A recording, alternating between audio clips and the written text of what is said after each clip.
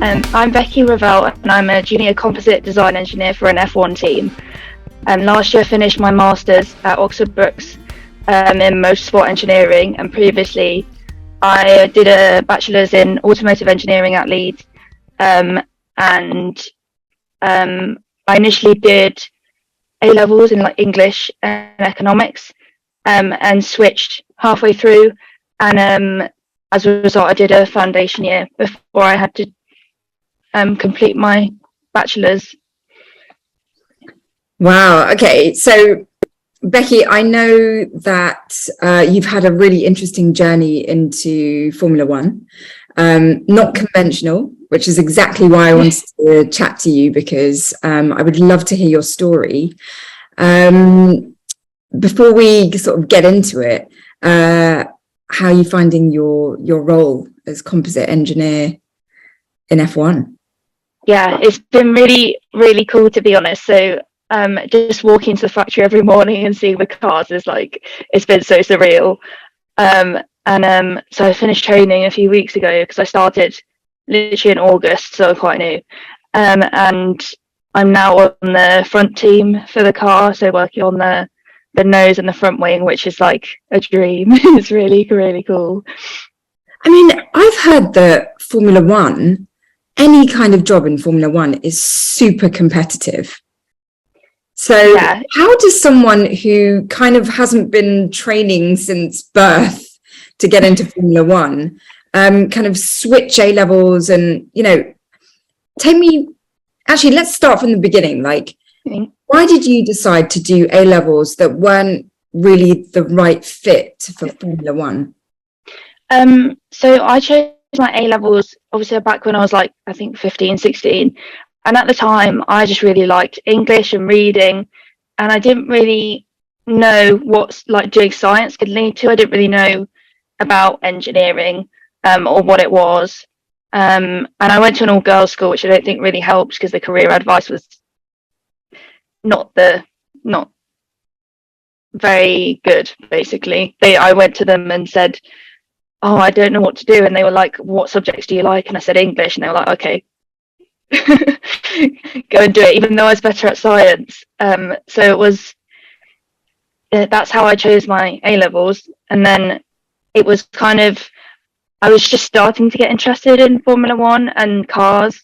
But that interest was really growing as I was like in sixth form and stuff. And I was doing like English language assignments, which you could choose the topic on, and I was just writing about cars or F1 all the time. And then I went to a Grand Prix. I was really lucky and got given tickets for British Grand Prix. And after that, it was kind of like a light bulb went off, and I was like, why am I doing English? Like, I really want to get into this. And then I just had to look up ways on how to do it, which was very daunting. It's like a 17-year-old like suddenly switching, and I think everyone thought I was a bit insane maybe at the time because it was such a big switch, but definitely a decision that I'm very, very happy that I made. So what did the switch involve? Like, did you have to go from having been, much more focused on the humanities to then suddenly being good at maths? I think it was hard because I went to the school that I was at. So I switched schools to sixth form and they're really supportive. And I said, I really think I should be doing science, but they didn't have any room for me to switch onto like physics and maths for the next year. So I just had to like complete my A-levels knowing they were in the completely like the wrong thing.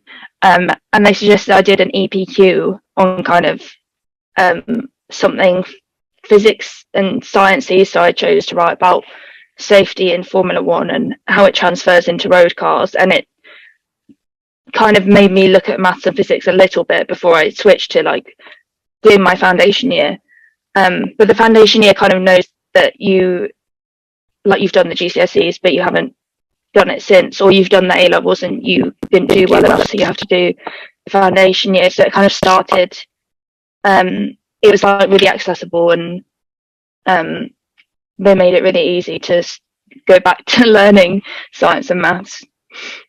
Okay, so yeah, foundation year. Okay.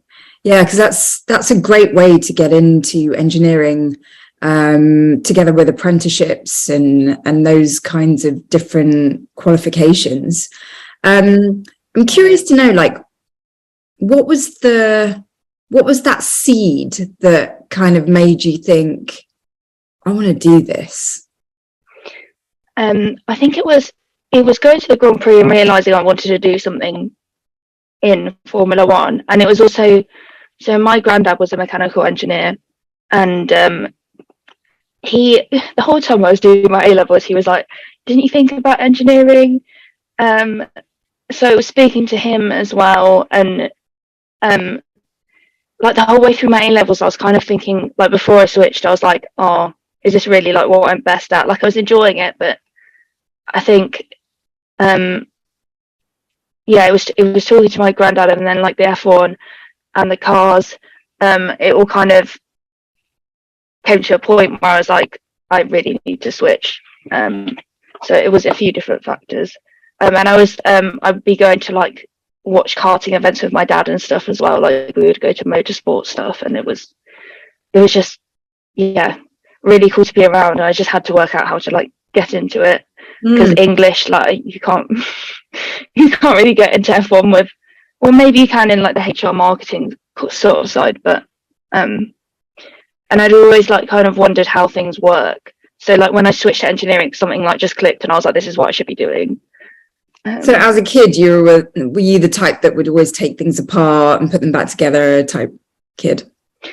Yeah, and play with Lego. And I would like during the summer, we'd always be around my grandparents' house, and I would be like testing paper aeroplanes to make little changes on them to try and work out what would work best. So always interested in how things work and how to make them better. So I think my parents and grandparents weren't that surprised when I switched, to be honest. I think they were kind of like, yeah, we thought this is what you might do. So well, I totally relate to your journey, because I did maths, physics and English literature A-levels. Oh really? Wow. I did the maths and the physics because my dad's an engineer and he absolutely wanted me to take over his business, but I couldn't let go of English lit because I just loved it. Shakespeare and all the texts that we read. I just loved it. So I can understand how you can be that age doing your A-levels and then you're like, actually, what am I doing? Because I really loved English lit while I was doing my A-level, but I guess at that level, the maths and the physics started to be just more straightforward, because writing essays and things, it's it just uses a different part of your brain, and so I kind of started to enjoy the sort of science subjects more, maths, all of that, because it just, the investment of time got more immediate results, because if you got the answer wrong, just figure out why. That's exactly why I love engineering. Like there's a right or wrong answer and you can work out how to do it. And like English lit I think is great. I did it for similar reason. I just love reading and love studying it at GCSE, and I also love my teacher, which I think really helps. But like you say, like writing essays, like it was kind of fun, but it was like, why am I analysing this in so much detail? Like what am I going to do with this? Whereas like maths and physics, like you said, it's just a bit more straightforward. And well done to you for being so efficient with your time, because when you said that you had to finish your A-levels in subjects that you knew weren't going to help you with the career that you're doing, it's such a smart move to still focus on your passion, even with those A-levels, because I'm sure what you learned and the skills you picked up in completing those English A-levels, and it will be and would have been so useful to you. Thank you. It was very hard to find the motivation to finish them once I knew what I was actually going to be doing, and I didn't really realize, I think, the skills and stuff it gave me until I had my interview for my current job, and my now boss was I did a kind of presentation about me, and I was talking about, I did this foundation year, but I kind of skimmed over it. And he said you should be proud of that, because he had done the same, and he said it gives you like some different skills that other engineers might not have. So it's actually like a strong point, whereas I just kind of saw it for a while until like, oh, it was just added another year till I could do what I wanted, really. Yeah. So tell me about like what it's like being a composite engineer. Why don't you explain first of all what a composite engineer is for the audience that doesn't know? Yeah, so what a composite design engineer does is we kind of get aerodynamics give us an aero surface to work with, and we basically have to work out how to manufacture it and design it so that it can be manufactured, because aero will give surfaces that are not always, like, it doesn't always fit in with the rest of the car as well. So, and then we also define like the layup of the carbon fiber, and we talk with stress to work things out like that. And yeah, and then there's a part of the team as well that make like the ply books, which is basically an instruction manual for the people that lay up the carbon fiber to how to do the process and what orientation the fibers and stuff need to be in. And then we also, I haven't really seen this yet, to be honest, but if there's faults and stuff at the track, like with one of our bits, we'll then like try and sort it out to make it better. But I've not had much experience yet, so I'm currently doing a lot of like updating engineering drawings and things just to get used to like the processes and things. But I'm very excited to like actually get to design some bits very soon using CAD. Yeah. Do you use CFD software, computational fluid dynamics software? Aerodynamics do that bit. Okay. But yeah, I love CFD. I did it. Both my projects at uni were simulation. So yeah, I didn't really expect to end up in design, but it's been really cool and I'm enjoying it. So. Okay, so you weren't sort of focused on getting into the design area of F1. So when you did your, so you did a foundation, and then you did a bachelor's, and then you did a master's, and now you are a composite design engineer. Yeah. So tell me, like, what bachelor's did you do? I did it in automotive engineering, but it was basically just mechanical engineering with one module in like vehicle dynamics. So it was very, very general. That's why I then went on to do the motorsport masters, so it's much more applied to what I actually wanted to get into. And how much of your journey through education was guided by Formula One and the company you're at? Or did you go through your educational the system and then apply for a job? So I always knew I wanted Formula One. Like that was always the end goal.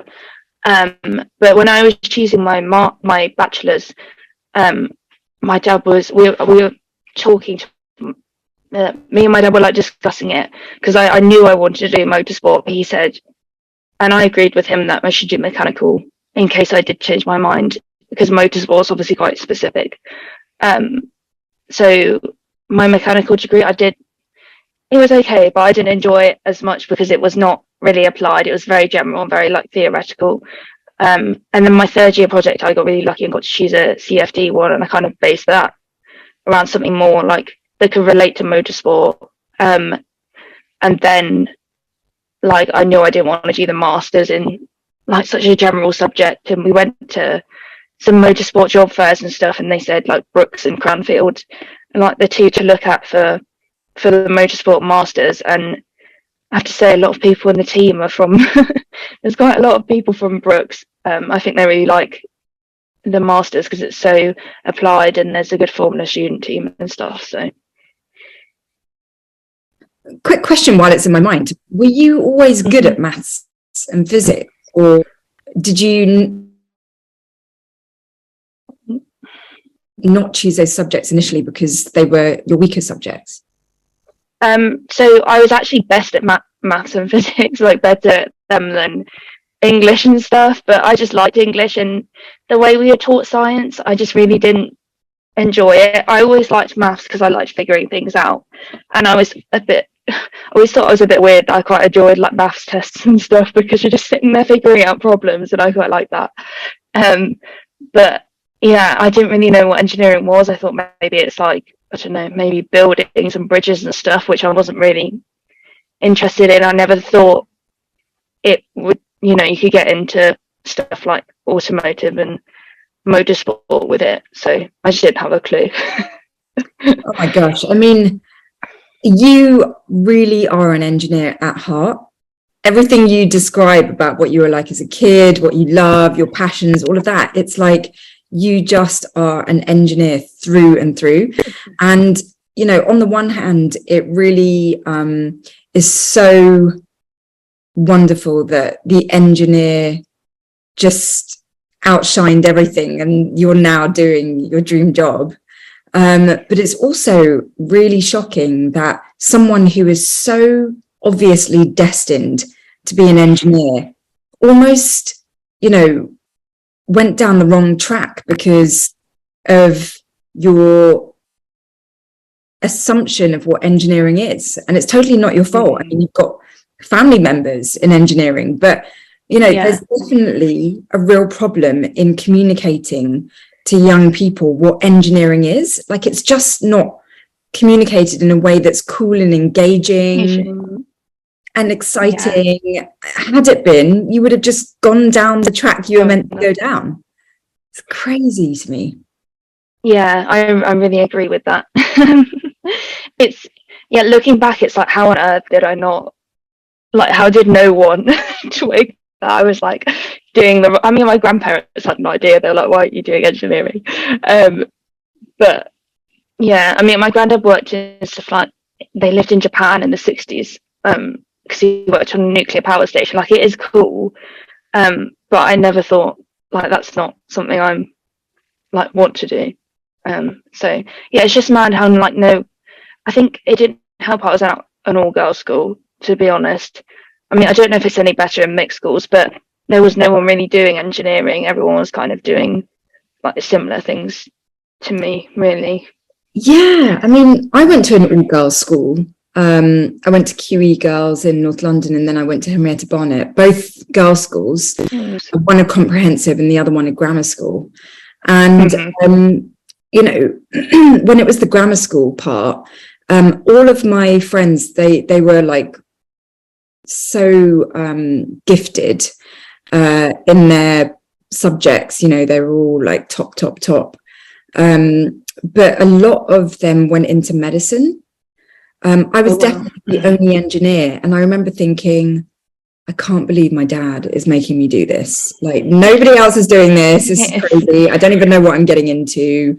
And what's certainly clear is that we're just not communicating that girls can do engineering. And, I'm so happy that we're having this chat because you're doing it, and it can be done. Your story is just so inspiring. But what is it like being female in probably an all boys team? It's a lot of boys, and thank you for the kind words, by the way. That means a lot. It's like, it's been fine. Like, everyone is like super lovely. If I don't know what I'm doing, like, I just go and ask someone, and they're always like willing to help. And I don't think there's it doesn't matter that I'm a girl, I'm just an engineer. Like, I do notice it, like, I'll hang out with some of the interns and stuff in like marketing and that, and it's quite nice to be around more girls. There is a couple of girls in composites, but I don't currently, like, in the front team, I'm the only girl at the moment, although we do kind of get moved around, so I'm sure that will change because there are a couple of really cool girls in the team. But I found it, like, so far really good. I think it was more an issue at university and stuff than in my job. because I guess like everyone that's hired, like they wouldn't hire people that were, you know, sexist or anything like that. So well, it's interesting because you know, I graduated quite a while ago, and went into industry, and it was there were predominantly more men than women. In fact, I was the only girl, and it was just a very different mindset. And I think I mean, it was such a long time ago, and I think maybe times have really changed, and men are, I'm hoping, a lot more chilled and cool about having women on the team. It's really great to hear that they are encouraging and supportive, because that's exactly why I started this kind of podcast, because I really wanted men to see that we're capable, that we have a right to be there, and you know that it can't be a boys' club in engineering, because if it remains like that, then girls will never choose.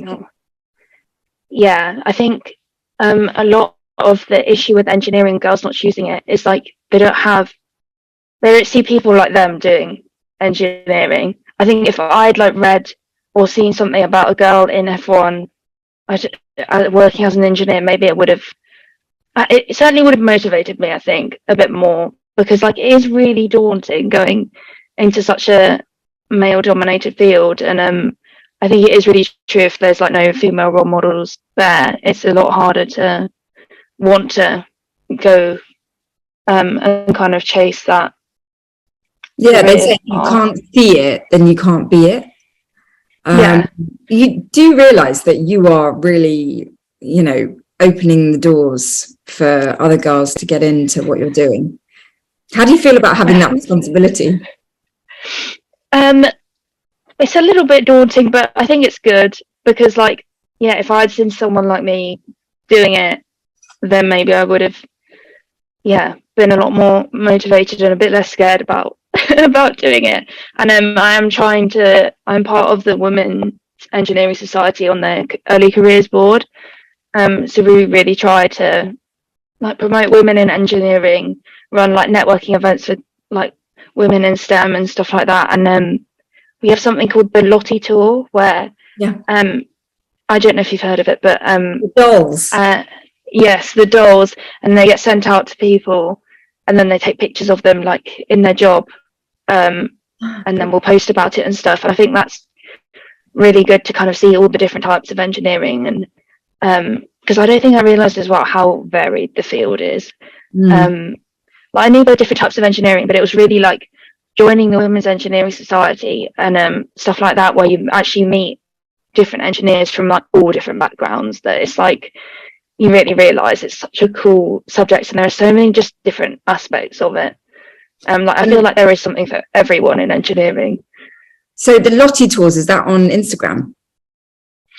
Yeah, I think they will be posting it on Instagram. It'll be on the Women's Engineering Society one. And okay, I'll check that out. Is there a role in engineering that you're really wanting to explore?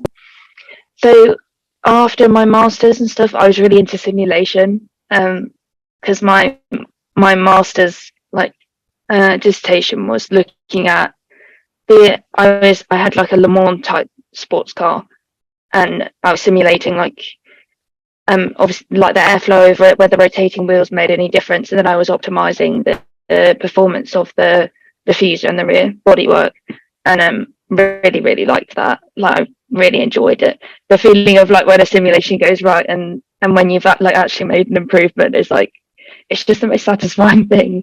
So I was looking at like aero stuff predominantly, but how I got this job was I just saw graduate engineer, and it was like a kind of design based job, which I was a bit unsure of because I had not done a lot of design at uni. I was never that good at CAD. And so I interviewed, and it was for the grad scheme, and I got offered it. But my interviewer was the head of composite design. And so it was like a month or so later, they called me up and said, we really want to offer you this permanent position as a junior.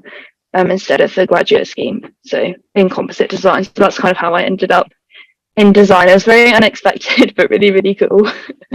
And how do you deal with moments where you don't know stuff or you're not so confident? So this was like such a struggle in the first few weeks, especially with like training. I was kind of just given a PDF to look at, and then I had to like follow the instructions and try and do the exercises and things. And I was like, oh my God, I'd spent ages like looking for a button and I felt very like just not very good at it. But I think definitely asking for help is such a like big thing, because I think to start with I was really hesitant because I was like, I don't want to appear like I don't know anything, but they expect you to not know anything because you literally just started. And even if you've done CAD before, like it's a different system. And I actually had a meeting with my boss last week, and he said, we're worried about your like confidence in asking questions. And I was like, right, okay. So ever since then, I think it helps. I was like then put on the kind of front team, and they said, ask this person, because he used to train everyone in CAD, and like everyone's really nice, so it's not like scary to ask for help. But I think it's easy to fall into like thinking you don't know anything. Dealt with it. It was quite hard at the beginning because the juniors that started at the same time as me, they had all done a placement at the team a couple of years before or whatever during their university degree, so they were kind of onto projects a lot more quickly, and I was just sitting there trying to train in CAD and like feeling a bit like left behind and stuff. But I think definitely asking for help is how you deal with like not feeling like you don't know anything. And then I'm now on the front team, as I mentioned, and one of the seniors was kind of like appointed to like ask him questions, and he used to train everyone in CAD, so he's a very good person to learn from, and I've just been sitting next to him asking him questions every 5 minutes. I think it's definitely like advice I'd give to anyone starting a new job is like, don't be scared to ask for help. Even my boss told me to like go and ask people for help as much as possible rather than sitting there being stuck on something. But I think it's quite hard when you start a new job, especially like if it's one you've wanted to do for such a long time. Like for me in Formula One, I was like, oh, how did I get so lucky? But it's like you work hard for it, and that you need to believe that they hired you because you could do the job, and they saw the potential in you, not like expecting you to know everything that minute that you start. Yeah, I mean, you were in The Guardian, for doing what you do. And, I assume there are very few women in the team and where you work, and just actually the industry as a whole. Do you think you were in The Guardian because you are so rare, or do you have like a particularly unusual story? I do think it's quite unusual because I don't meet many engineers that have done a foundation year. They all kind of did the standard like maths and physics uni, and then F1 or whatever they went on to do. But I kept in touch with the foundation year tutors at Leeds after I finished, and I just let them know what I was doing, and then they were really interested in getting me to have this interview in The Guardian. I think because I guess they knew that it was my dream literally from that day, like it was like 7 years ago to like now. So I guess I think they were quite proud that I just followed it through and actually ended up where I wanted to end up. And I guess like it's a good success story, so that's probably why they wanted me to be interviewed. I mean, you are your whole story is just so utterly inspiring, and really, really unique. But you mentioned the other women that you work with. What is it like? Are you guys treated somehow differently because you are female, or does everyone just muck in? I think everyone just mucks in. Like, I've definitely not noticed any difference. Everyone just kind of gets on with it, and like, we're all just engineers. It doesn't matter if you're male or female. Like, you're there because you can do the job and you're good at it. Because F1 is like really competitive and very fast paced. So yeah, I don't think anyone's treated any differently, really. So Becky, how old are you now, and do you have your driving license? I'm 25. Yeah, I do have my driving license. And do you want to drive Formula One? I definitely, after I went to watch it at the Grand Prix, I was like, oh my god, I want to be a racing driver. But that is like so difficult to get into, and so much money. I did race karts at university, so there's a British University Karting Championship.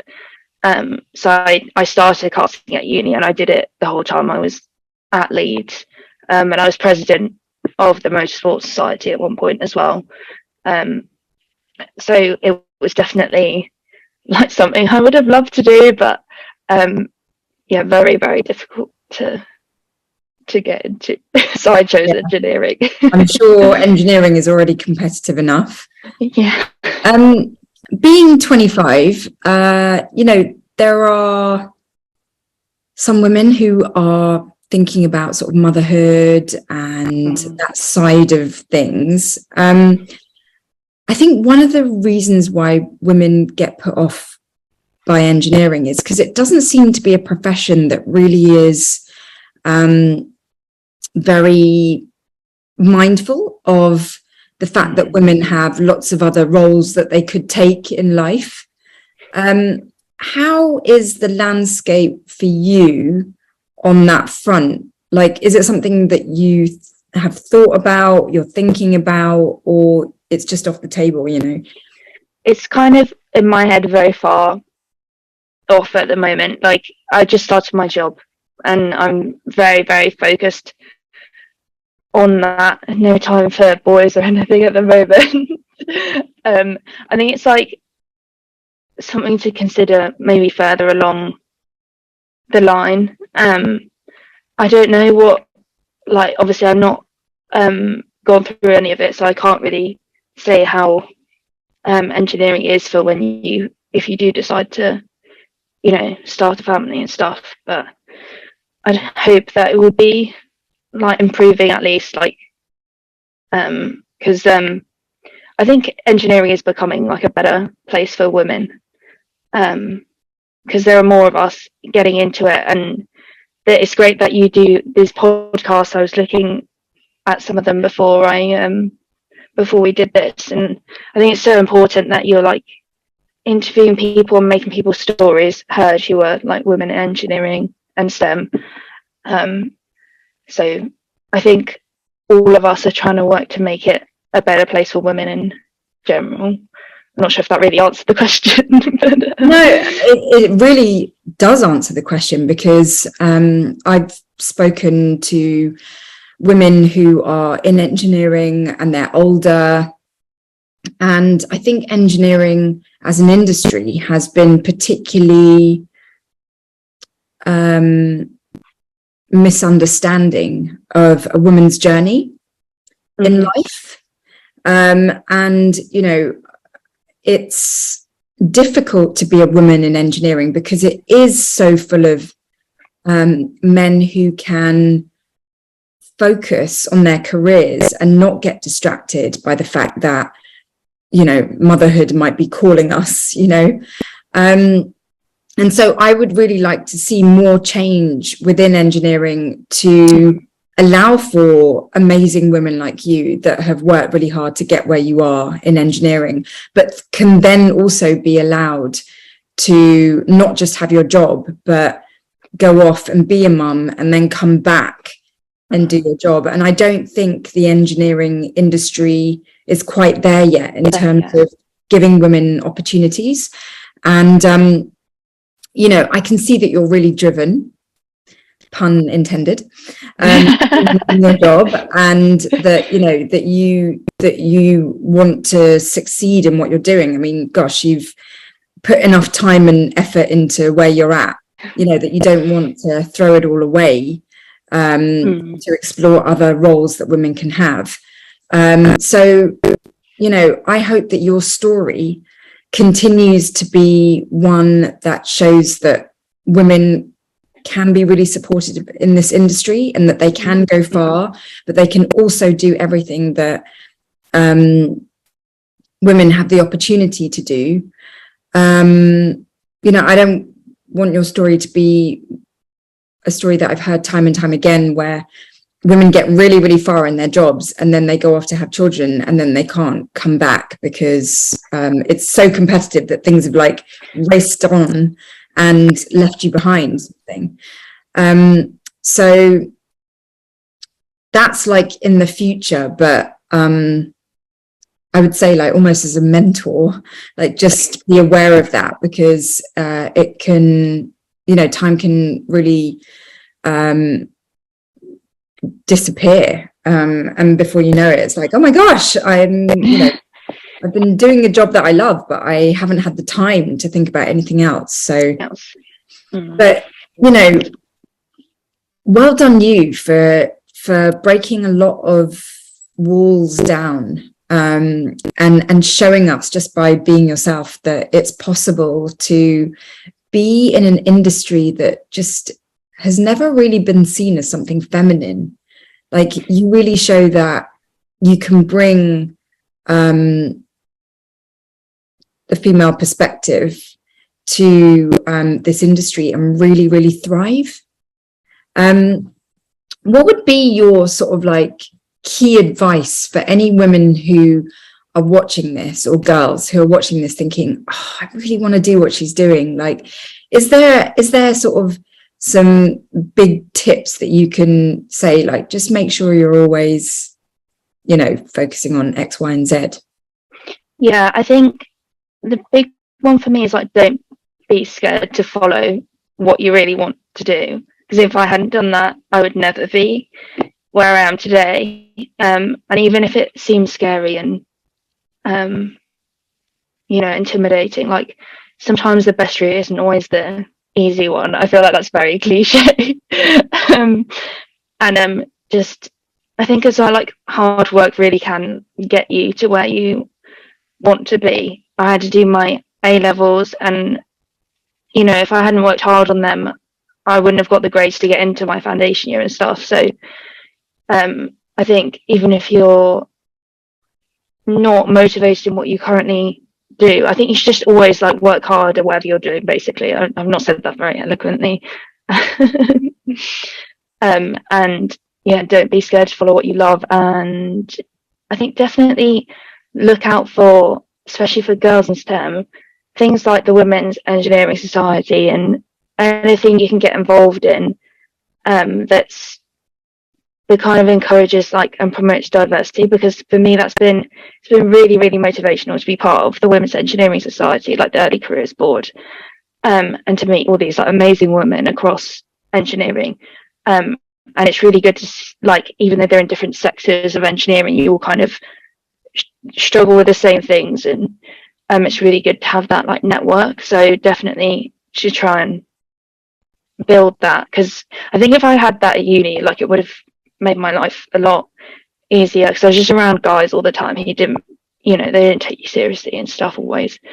But if I'd had, like, some female engineers, who were supportive and kind of going through the same thing, it would have really been helpful.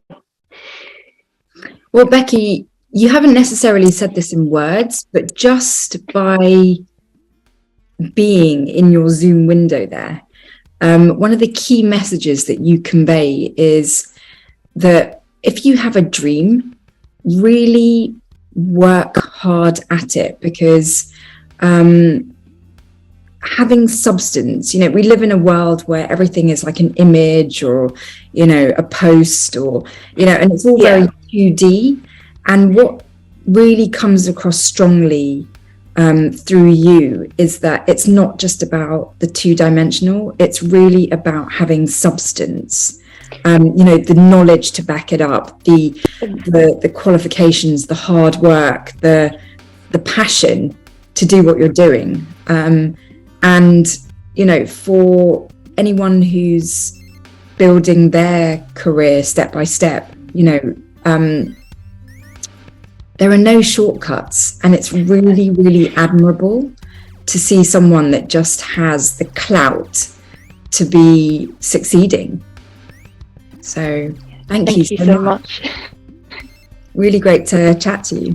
Thanks for your time. Yeah, thank you for the opportunity to, talk about it. And it's been really, really great as well to get to know you a bit more. And I think you're really cool. So. I love what you're doing.